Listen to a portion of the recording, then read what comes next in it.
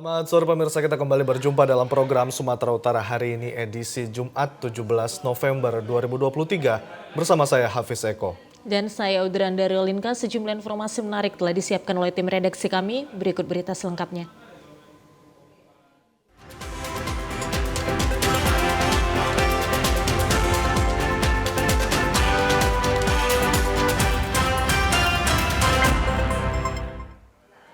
Pemirsa, setelah melakukan serangkaian pemeriksaan, Polda Sumatera Utara siang tadi menetapkan Komisioner Bawaslu Kota Medan Azlan Syah Hasibuan dan rekannya Fahmi Wahyudi Harahap alias Midun sebagai tersangka dalam kasus pemerasan terhadap Bacalek DPRD Kota Medan.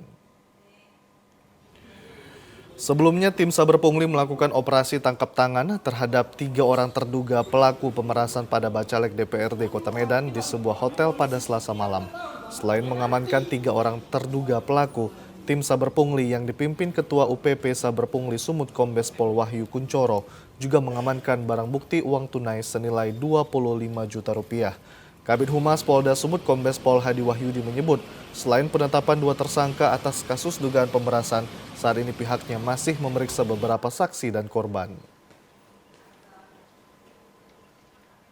Dari pendalaman yang ada, terindikasi kuat bahwa adanya pemerasan yang dilakukan oleh tersangka. Yang pertama yang sudah ditetapkan tersangka itu AH, yang kedua FWH. Kedua-duanya saat ini sudah dilakukan penahanan dan tentu proses selanjutnya adalah proses penyidikan oleh Polda Sumatera Utara. Sudah ada beberapa saksi yang dimintai keterangan dan tentu akan berkembang proses pemeriksaan ini ke berikutnya. Kantor Wilayah Dirjen Bea dan Cukai Kota Medan bersama TNI, Polri, dan Kejaksaan melakukan pemusnahan sejumlah barang sitaan milik negara yang telah menyebabkan kerugian negara sebesar 1,6 miliar rupiah pada Kamis siang. Barang sitaan yang dimusnahkan merupakan hasil penindakan tahun 2021 hingga 2023 dan telah mendapat persetujuan pemusnahan dari Dirjen Kekayaan Negara. Adapun barang yang dimusnahkan diantaranya 2 juta batang lebih rokok, 43.000 gram tembakau iris, 105.000 ml minuman mengandung alkohol, 51 bal pakaian bekas, serta 600 bungkus obat-obatan. Seluruh barang bukti hasil sitaan ini kemudian dimusnahkan dengan cara dihancurkan dan dibakar. Sementara barang ilegal berbahan keras dimusnahkan dengan cara dipotong menggunakan mesin gerinda. Kakanwil Bea Cukai Sumut Parjia mengatakan pemusnahan yang dilakukan merupakan fungsi dan tugas dari Bea dan Cukai untuk melindungi masyarakat dari barang-barang ilegal. Selama 2 tahun sudah 36 berkas yang diproses hukum oleh jaksa penuntut hukum.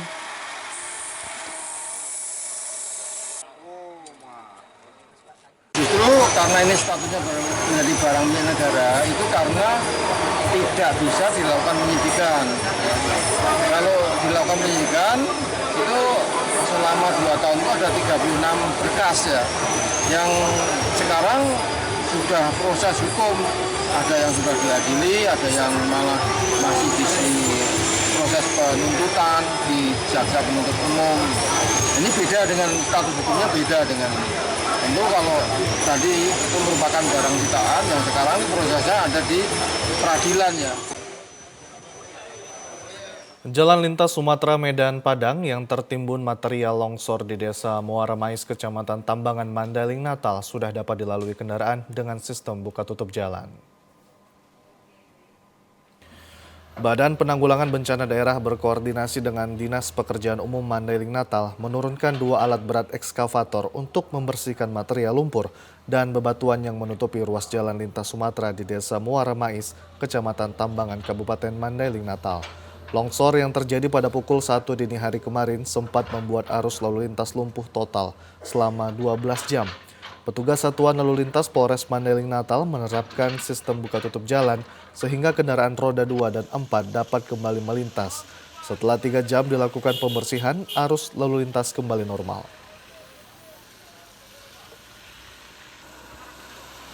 Dari Siborong-Borong mau balik kampung ke Sumatera Barat. Dan kami ada macet. Macet kenapa? Dari jam 6 pagi lah sampai sekarang ini. Ada tanah longsor. Ada longsor. Masih nunggu ini ya sampai Iya. selesai. kapan pun siapnya kan kalau balik nanggu jauh juga. Sebelumnya hujan deras yang mengguyur wilayah ini sejak 3 hari lalu menyebabkan tanah tebing longsor. Para pengendara yang melintasi jalur tersebut dihimbau untuk meningkatkan kewaspadaan sebab wilayah kecamatan Tambangan dan Kota Nopan rawan longsor. Banjir yang menggenang di Desa Sugiharjo, Kecamatan Batangkuis, Kabupaten Deli Serdang disebabkan jebolnya tanggul Sungai Buncong. Hal ini berdampak terhadap rusaknya perabotan rumah tangga warga.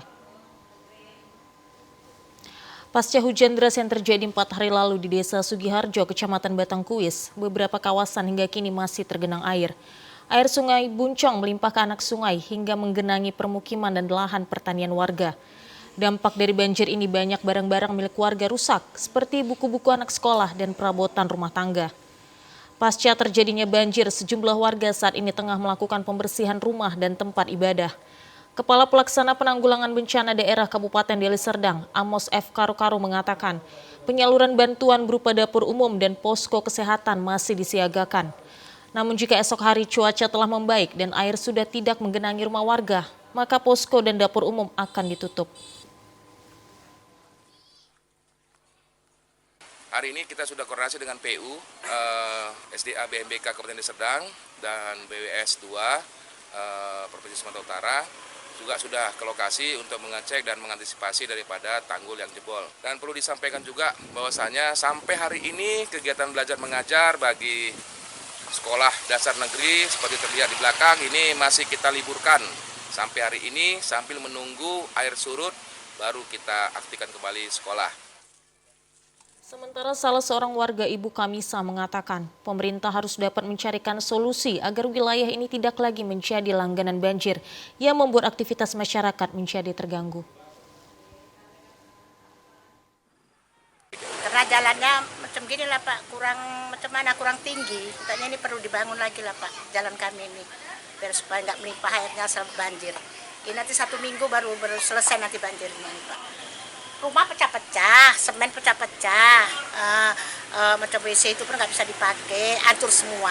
Harapannya bantuan lah dari atasan ya kan, biar supaya turun, jalan dibenahi. Saat ini penyaluran bantuan kemasyarakatan hanya berupa makanan siap saji, susu dan obat-obatan. Warga berharap adanya bantuan lainnya akibat dampak banjir tersebut. Hujan deras yang mengguyur kota Penyambungan Mandailing Natal sejak sore hingga malam menyebabkan ruas jalan protokol William Iskandar, Pasar Lama Penyambungan tergenang banjir. Banjir setinggi betis orang dewasa mengakibatkan pengguna jalan harus berhati-hati serta mengurangi kecepatan kendaraannya saat melintas. Selain itu, luapan air di ruas jalan tersebut menyebabkan para pengendara harus mencari jalan alternatif agar tidak terjebak banjir. Banyaknya sampah yang menyumbat drainase diduga menjadi salah satu penyebab terjadinya banjir di wilayah ini. Untuk mengatasi banjir, Lurah Penyambungan 3 dan Kelurahan Penyambungan 2 mengerahkan petugas kebersihan untuk membersihkan sampah yang tersumbat di saluran parit agar air cepat surut. Banjir telah datang cukup tinggi debit airnya. Jadi kami menurunkan 3 orang petugas kebersihan untuk mengatasi atau membersihkan ada sampah-sampah yang ada di gorong-gorong. Agar masyarakat tidak sembarangan lagi membuang sampah karena sebagian yang ada yang menyumbat saluran-saluran gorong-gorong tersebut adalah sampah-sampah yang dibuang sembarangan. Apabila banjir terus dibiarkan, dikhawatirkan jalan hot mix yang baru dikerjakan pihak kontraktor cepat rusak. Masyarakat dihimbau untuk tidak membuang sampah sembarangan ke dalam parit agar banjir tidak kembali terjadi.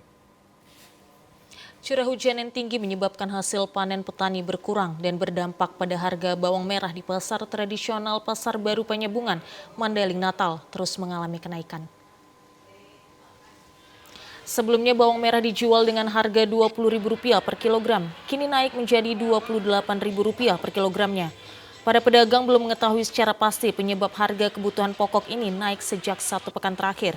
Mereka mengatakan setiap memasuki musim penghujan, pada akhir tahun, kebun bawang merah milik para petani di Mandailing Natal rusak sehingga hasil panen tidak optimal. Akibat kenaikan harga ini, omset para pedagang berkurang karena konsumen mengurangi jumlah belanjanya.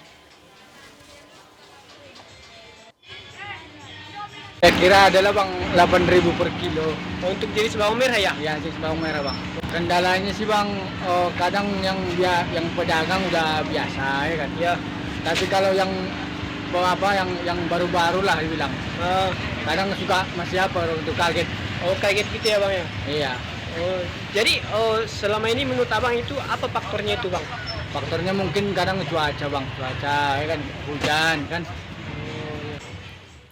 Selain mengeluhkan kenaikan harga, para pedagang juga mengeluhkan kondisi pasar tradisional, pasar baru Panyabungan yang berantakan dan jorok akibat hujan, membuat akses keliling pasar becek.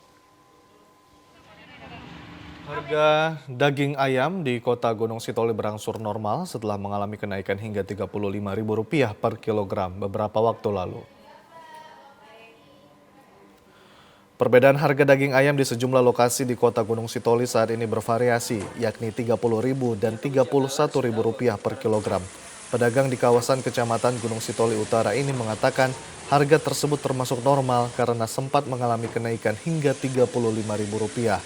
Kenaikan harga mulai normal kembali karena didukung penyediaan pasokan mengimbangi permintaan konsumen di pasar saat ini. Normalnya harga membuat konsumen semakin memilih membeli daging ayam potong dibanding dengan daging ayam kampung yang harganya lebih tinggi. Kondisi harga normal sama-sama dirasakan dampak positifnya oleh konsumen dan pedagang. Bagi pedagang akan memperoleh kecepatan perputaran bisnis ekonomi dari penjualan ini tanpa mengeluarkan biaya tambahan yang lebih besar seperti pengadaan bahan pakan ayam apabila tidak habis terjual. Kalau harga saat ini sih rata-rata 30 kilo ya, kalau sambil dibersihkan Itu dalam seperti ini bang atau memang baru harga seperti ini? harga baru, soalnya kan 1 bulan lalu kan agak naik sedikit harga. Karena kan kebetulan ayam lokal banjir juga ya, tapi kendalanya sekarang ayam lokal ini kan modalnya agak tinggi dari ayam seberang. Makanya kita kan lebih ambil untung sedikit lah, lebih utamakan ayam seberang juga. Warga dan para pedagang mengharapkan kondisi kestabilan harga daging ayam dapat berlangsung hingga menjelang Hari Besar Keagamaan dan pergantian tahun mendatang.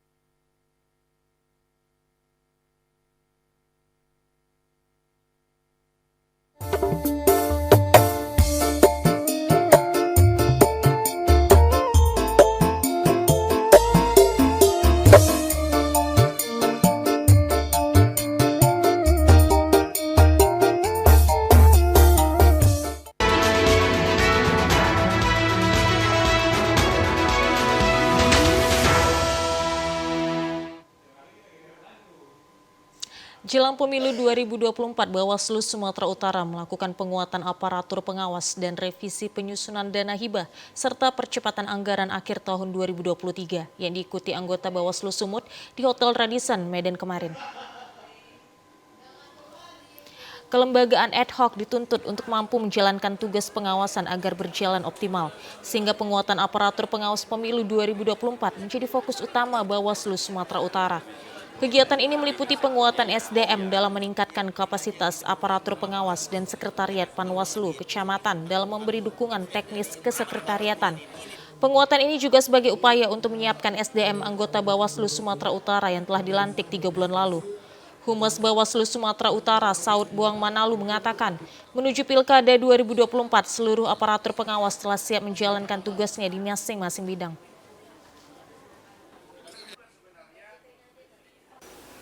Kita berharap dalam proses pilkada nanti teman-teman komisioner dengan sekretariat dalam melaksanakan kegiatan itu benar-benar bisa sinergi, benar-benar bisa menjalankan tugas, sekretariatnya sebagai tupoksi supporting, pendukung, dan komisioner sebagai pimpinan bisa benar-benar sejalankan. Ini juga menyangkut pembiayaannya, jadi ini harus sinergitas. Ya, pemirsa, guna mengintegrasikan pelaporan kampanye dengan dana kampanye, KPUD Sumatera Utara menggelar bimbingan teknis sistem informasi kampanye dan dana kampanye atau SIKDK yang diikuti perwakilan partai politik dan calon dewan perwakilan daerah di Medan. Sistem informasi ini merupakan pembaruan dari sistem yang digunakan pada pemilu sebelumnya. Pada tahapan pemilu 2024, sistem ini telah mampu mengintegrasikan laporan kegiatan kampanye dengan laporan dana kampanye. Dalam kegiatan bimbingan teknis tersebut, para peserta diarahkan untuk melakukan simulasi pengisian data pada sistem informasi. Komisioner KPUD Sumatera Utara, Raja Ahab Damanik mengatakan, pembaruan sistem ini akan semakin mempermudah upaya pengawasan dan kontrol oleh KPUD serta mempermudah partai politik melakukan pelaporan. Ingin mengenalkan aplikasi SIKADK ya, Sistem Informasi Kampanye dan Dana Kampanye kepada seluruh peserta pemilu agar nantinya dalam pelaksanaan pemilu itu masa kampanye itu bisa lebih tertib ya dalam hal pelaporan dana kampanyenya. Dengan pembaruan sistem dalam pemilu 2024 mendatang diharapkan dapat mempermudah KPUD menjalankan tahapan pemilu dan Bawaslu dalam mengawasi pemilu sesuai dengan aturan undang-undang yang telah ditetapkan serta demi terwujudnya pemilu yang mengandung asas lubar jurdil. Komisi Pemilihan Umum Kabupaten Labuhan Batu Utara menggelar sosialisasi terkait PKPU nomor 20 tahun 2023 tentang perubahan atas peraturan Komisi Pemilihan Umum nomor 15 tahun 2023 terkait kampanye kepada partai politik. Sosialisasi yang diikuti perwakilan dari seluruh partai politik peserta pemilu, TNI, Polri, Bawaslu digelar di ruang aula kantor KPUD Kabupaten Labuhan Batu Utara. Komisioner KPUD Labura Koordinator Divisi SDM dan Farmas Muhammad Yusuf menjelaskan bahwa sosialisasi ini penting dilaksanakan untuk menyamakan persepsi dan memberikan informasi seputar tahapan, bentuk, materi, dan larangan kampanye, agar seluruh peserta partai politik dapat mengetahui dan mematuhi sesuai aturan yang berlaku. Hari yang bisa kami simpulkan adalah bahwa partai politik dan stakeholder terkait sudah mendapatkan informasi terkait regulasi dan teknis tahapan pemilu 2024.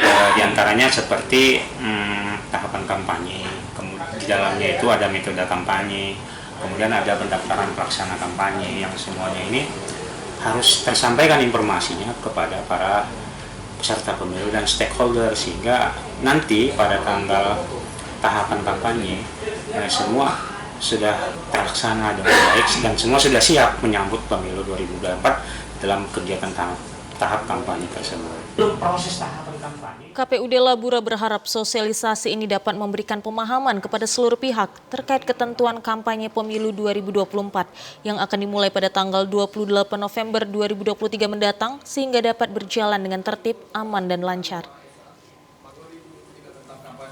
Komisi Pemilihan Umum KPUD Kabupaten Labuhan Batu melakukan sosialisasi terkait peraturan kampanye dan rapat koordinasi titik lokasi pemasangan alat peraga serta jadwal kampanye pemilu 2024 bersama pemerintah terkait dan partai politik di kota Rantau Perapat. Komisi Pemilihan Umum Kabupaten Labuhan Batu dalam hal ini Panitia Pemilihan Kecamatan atau PPK dari 9 kecamatan yang ada di Kabupaten Labuhan Batu menjabarkan pemasangan titik lokasi pemasangan sejumlah alat peraga kampanye di kecamatannya masing-masing.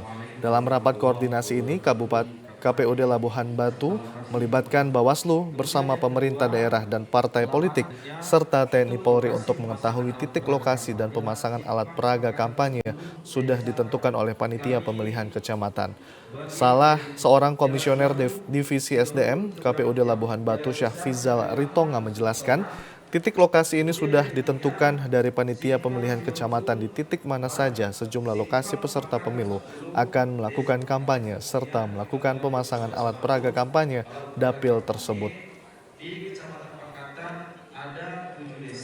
Tentang mengenai sosialisasi alat peraga kampanye di setiap kecamatan se-Kabupaten Labuhan Batu tentang koordinasi kepada para peserta pemilu partai politik dalam tahapan penetapan lokasi alat peraga kampanye.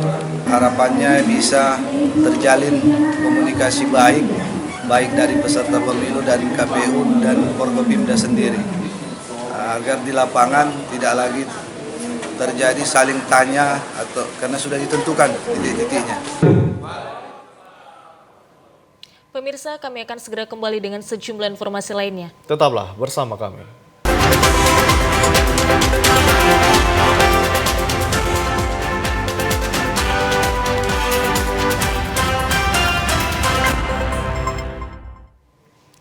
Terima kasih masih bersama kami di Sumatera Utara hari ini. Pemirsa, satu unit rumah di Jalan Musyawarah, Kecamatan Tanjung Pura, Kabupaten Langkat, dibobol maling saat ditinggal pergi pemiliknya kemarin.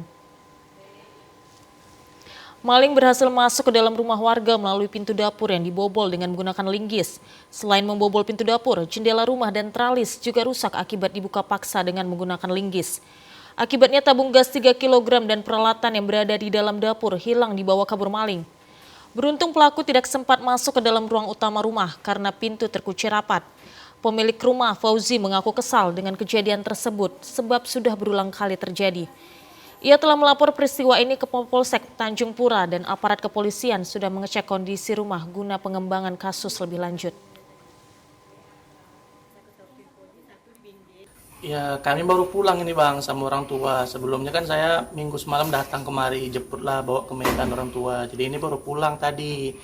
Jadi begitu dibuka orang tua saya pintunya, kaget ngelihat tabung gas sudah nggak ada. Dari situ ya udah mulai panik juga lah Bang. Baru kami lihat-lihat lah semua. Adalah beberapa barang juga yang hilang selain tabung gas. Kayak pekakas-pekakas, alat-alat, kuali, kayak gitu-gitulah hilang Bang. Baru ya udah inilah Bang, contohnya nih Bang, salah satu nih bekas congkilan orang itu Bang, ini isi kami Bang. Salah satu faktor utama tingginya tingkat kriminalitas di Kecamatan Tanjung Pura disebabkan maraknya peredaran narkoba di daerah tersebut.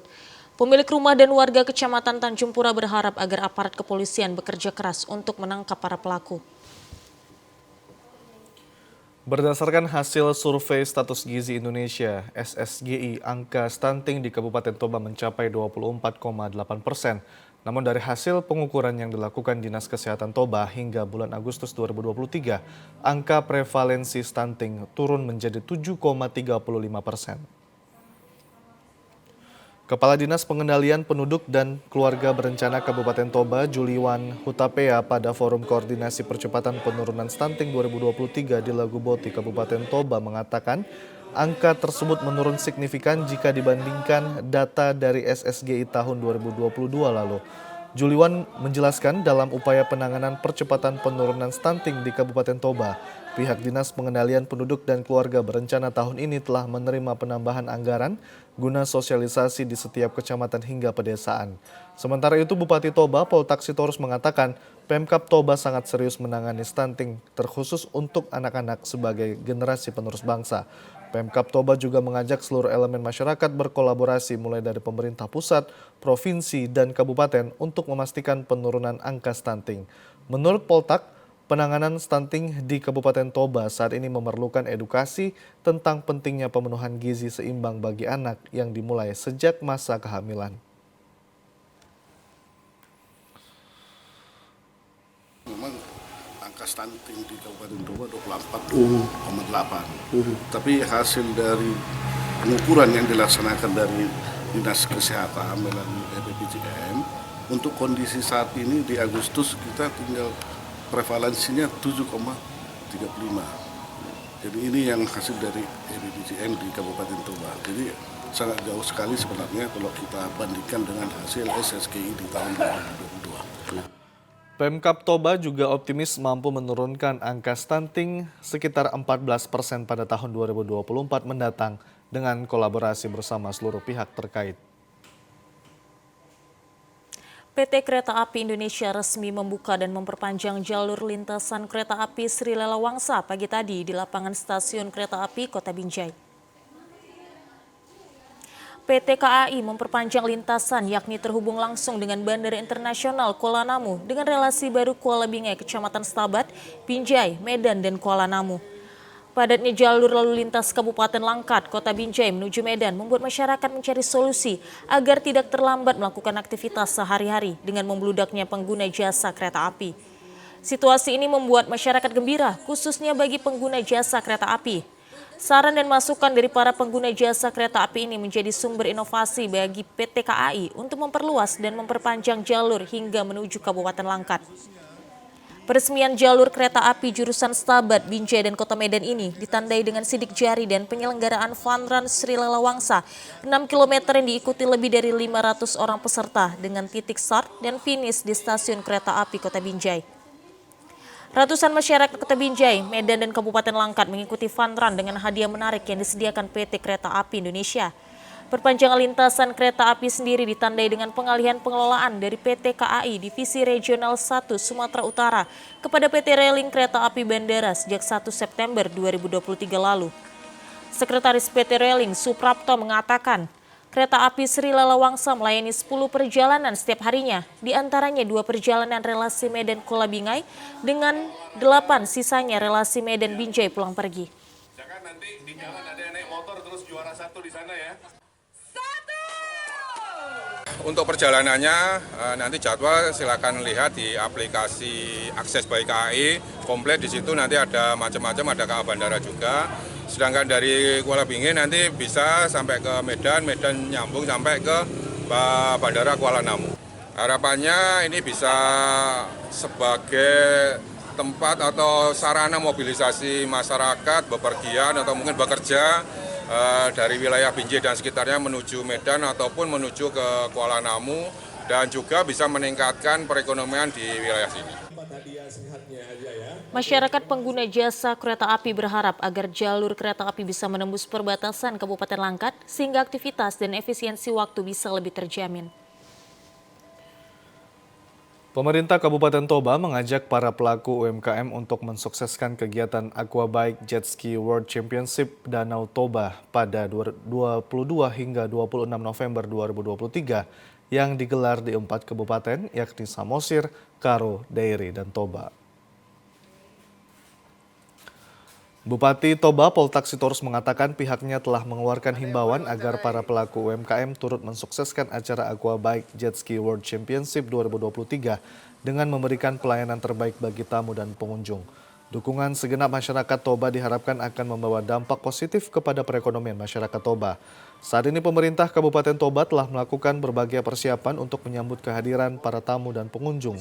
Bupati Toba mengungkapkan belajar dari perhelatan boat race F1 H2O kemarin, Kabupaten Toba dianggap sukses menggelar acara tersebut, meskipun masih terdapat kekurangan, terutama di bidang stand UMKM di seputaran perhelatan. Kedepan Pemkab Toba berjanji akan memberikan ruang yang lebih luas lagi untuk para pelaku UMKM menjual produk-produk unggulan mereka lebih dekat lagi ke area venue, khususnya bagi para penjual kuliner. Bupati Toba berharap para pelaku UMKM, khususnya para penjual makanan dan minuman, dapat memanfaatkan momen Aquabike ini untuk meraih keuntungan dalam peningkatan perekonomian, namun dengan harga terjangkau dan higienis.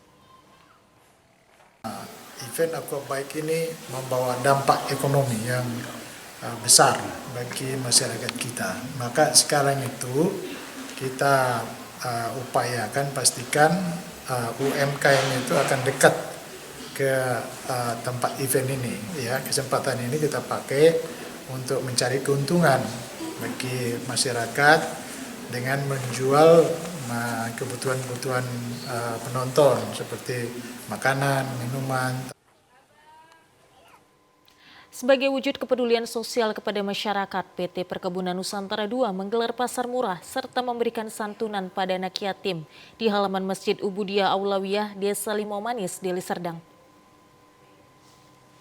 Aksi peduli sosial perkebunan yang dilakukan sebagai upaya mempererat silaturahmi dan membantu masyarakat di lingkungan perkebunan. Direktur PT PN2 Irwan Prangin-Angin mengatakan, kegiatan bakti sosial ini merupakan bagian dari upaya PT PN2 peduli terhadap lingkungan dan agar masyarakat dapat lebih merasakan manfaatnya. Irwan Prangin-Angin berharap dukungan yang diberikan masyarakat kepada PT PN2 akan mendorong kondisi perusahaan perkebunan tersebut semakin lebih baik, sehingga bisa terus melaksanakan kegiatan-kegiatan yang membawa manfaat bagi perusahaan dan juga masyarakat luas. Kita berharap masyarakat bisa merasakan kehadiran PT PN2 untuk meringankan apa yang menjadi kebutuhan masyarakat saat ini.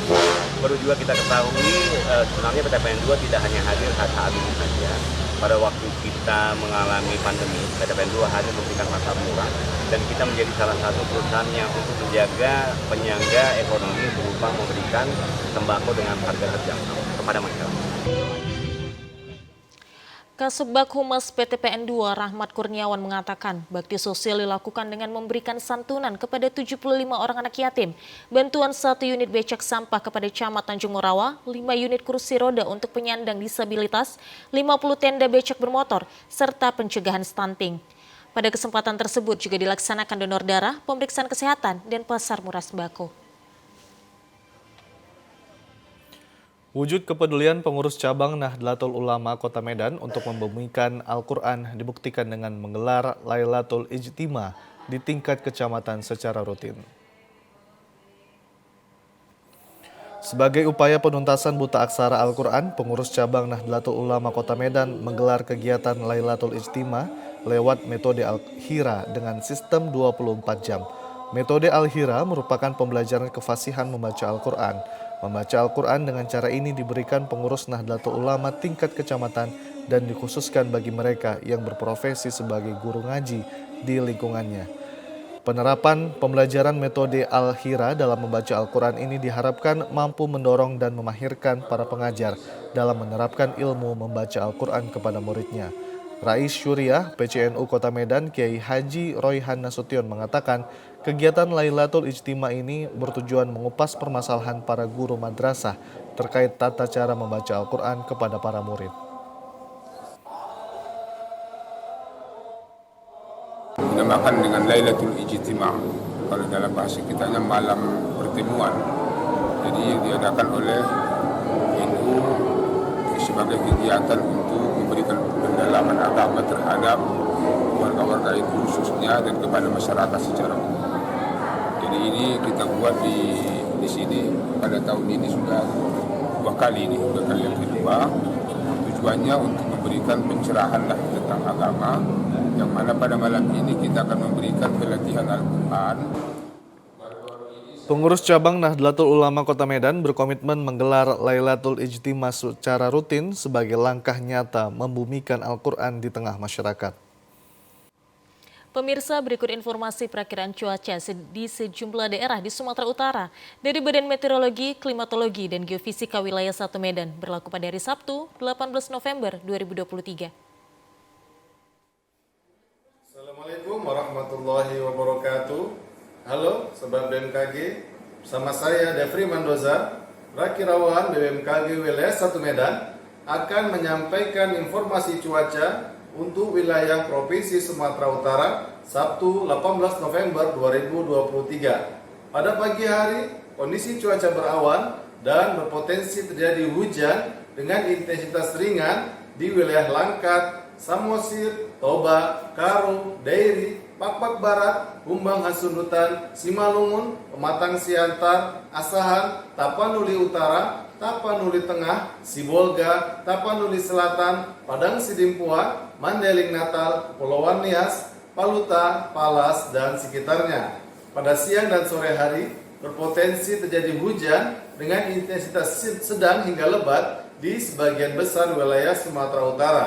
Dengan potensi hujan lebat terjadi di wilayah Karo, Dairi, Pakpak Barat, Humbang Hasundutan, Samosir, Tapanuli Tengah, Sibolga, Tapanuli Selatan, Padang Sidimpuan, Tapanuli Utara, Mandailing Natal, Kepulauan Nias, dan sekitarnya. Pada malam hari berpotensi terjadi hujan dengan intensitas ringan hingga lebat di sebagian besar wilayah Sumatera Utara. Dengan potensi hujan lebat terjadi di wilayah Langkat, Binjai, Deli Serdang, Medan, Samosir, Toba, Karo, Dairi, Pakpak Barat, Humbang Hasundutan, Tapanuli Utara, Tapanuli Tengah, Sibolga, Tapanuli Selatan, Padang Sidimpuan, Mandailing Natal, Kepulauan Nias, Paluta, Palas, dan sekitarnya. Pada dini hari, kondisi cuaca berawan dan berpotensi terjadi hujan dengan intensitas ringan hingga sedang di wilayah Kepulauan Nias, Pakpak Barat, Humbang Hasundutan, Asahan, Labuhan Batu, Labuhan Batu Utara, Labuhan Batu Selatan, Tapanuli Tengah, Sibolga, Tapanuli Selatan, Padang Sidimpuan, Tapanuli Utara, Mandailing Natal, dan sekitarnya. Untuk suhu udara 18 hingga 33 derajat Celcius, kelembaban udara 60 hingga 95%, angin dari tenggara hingga timur dengan kecepatan 10 hingga 30 km per jam. Kami menghimbau kepada warga masyarakat untuk tetap waspada terhadap potensi hujan dengan intensitas lebat di sebagian wilayah lereng barat, pantai barat, lereng timur, dan pegunungan wilayah Sumatera Utara yang dapat mengakibatkan bencana hidrometeorologis seperti banjir dan longsor. Demikian informasi yang dapat kami sampaikan. Semoga bermanfaat bagi Sobat BMKG sekalian. Terima kasih. Wassalamualaikum warahmatullahi wabarakatuh.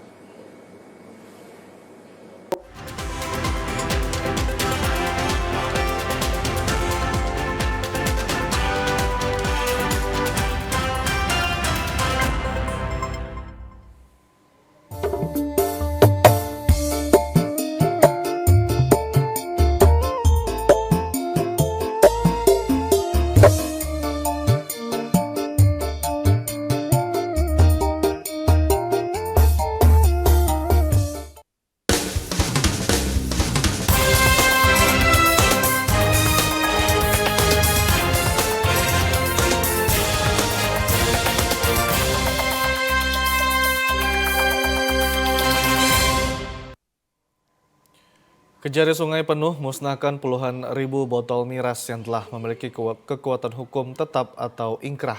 Proses pemusnahan miras dengan nilai ratusan juta rupiah ini menghadirkan tokoh adat dan ulama serta pemerintah daerah.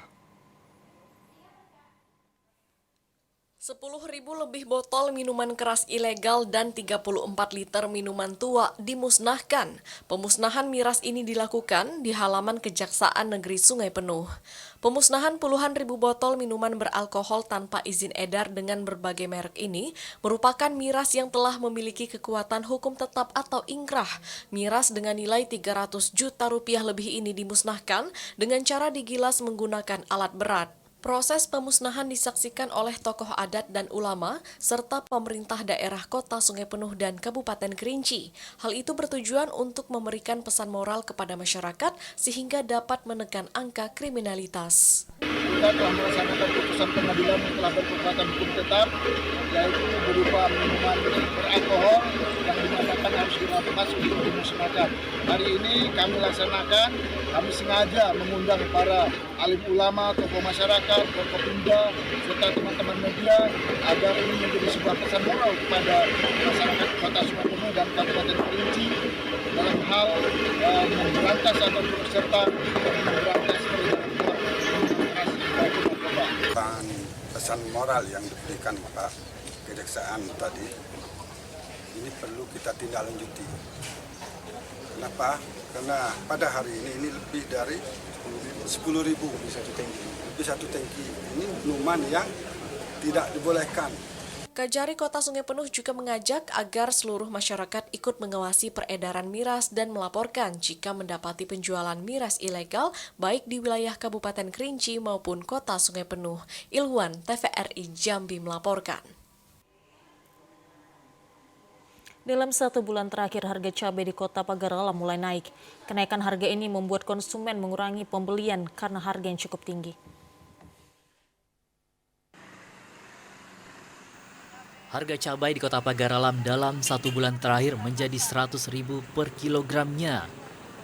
Sebelumnya harga cabai di Pasar Dempo Pagaralam berkisar 60.000 per kilogramnya. Kenaikan harga ini berpengaruh pada konsumen. Biasanya membeli 1 kilogram karena perubahan harga menjadi setengah kilogram saja. Leni, salah seorang konsumen, mengatakan cabai merupakan salah satu kebutuhan pokok. Walaupun harganya mahal, namun harus dibeli. Setelah harga naik, ia hanya membeli beberapa ons saja dan penggunaan cabai terpaksa dikurangi. Dan di sini beli apa, Bu? Cabai. Untuk apa, Bu, cabainya, Bu? Untuk gambar lah, untuk masak. Harganya gimana, Bu, saat ini, Bu? Harganya sekarang 100. Gimana, Bu, dan kenaikan harganya, Bu? Naik harga oleh kemarau, panas. Jadi pembelian kita gimana, Bu? Ya, beli sedikit kalau ini. Beli secukupnya lah beli. Sementara penjual cabai Endra mengatakan terpaksa mengurangi pembelian karena konsumen yang membeli juga berkurang.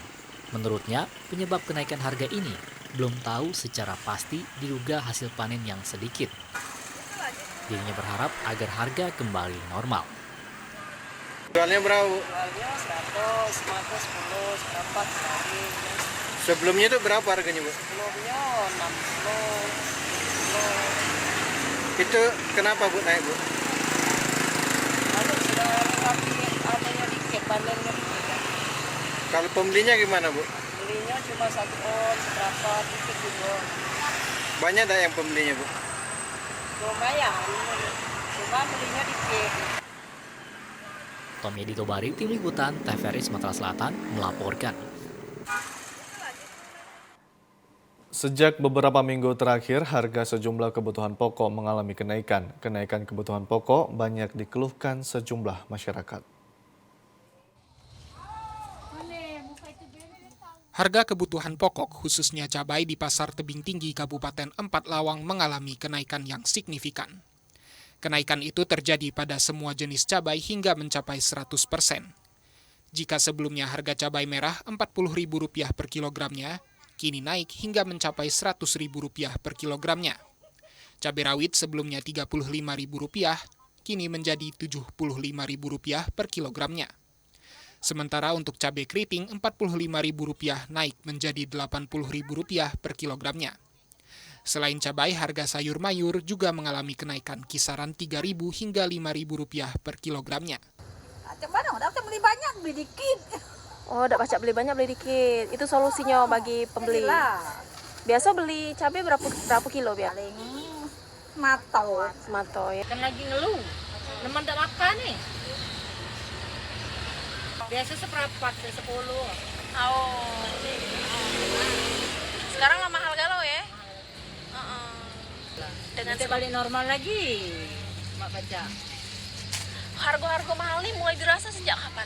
Ayo. Itu jarak bulan ini loh. Menurut para pedagang, kenaikan ini disebabkan karena kurangnya pasokan dan stok dari para petani. Dari Empat Lawang, Diah Anggraini melaporkan. Informasi tadi sekaligus menutup perjumpaan kita pada sore hari ini. Saya Hafiz Eko. Dan saya Audran dari Olinka beserta seluruh kerabat kerja yang bertugas mengucapkan terima kasih atas perhatian Anda. Selamat sore dan sampai jumpa.